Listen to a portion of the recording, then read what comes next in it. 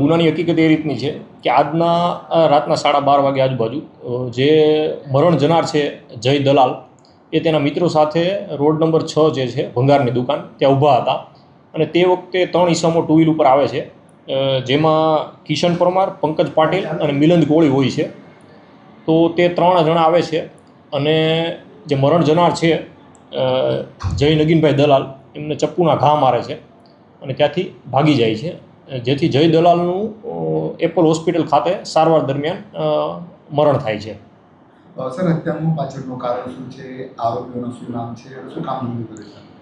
હત્યાનું મૂળ કારણ અત્યારે એવું પ્રાથમિક જણાઈ આવેલ છે કે અગાઉ 3 મહિના અગાઉ આરોપી અને મરણ જનાર વચ્ચે ઝઘડો થયેલો જે છે, અને 3 જે આરોપીઓ જે છે તેમના નામ કિશન ઉર્ફે ચકલી સોમાભાઈ પરમાર, પંકજ પાટીલ અને મિલિંદ કોળી છે. સર, કઈ અદાવત હતી કે આરોપીઓના પાસા બી કરવામાં આવ્યા હતા, એની કે અદાવત રાખીને હત્યા થઈ જાય એમના પરિવારનો બે આરોપ છે? માર્ચ મહિનામાં જે આરોપી છે કિશન ઉર્ફે ચકલી સોમાભાઈ પરમાર એમની પાસા કરવામાં આવેલી હતી અને અગાઉ 3 મહિના પહેલાં ઝઘડો થયેલો હતો આરોપી અને મરણ જનાર વચ્ચે. આરોપીઓનો ગુનાહિત ઇતિહાસ શું છે અને મરણ જનાર એ આ અંગે અત્યારે તપાસ ચાલુ છે. કોઈને અટકાયત કરી? આરોપીઓને પકડવા માટેની તજવીજ ચાલુ છે.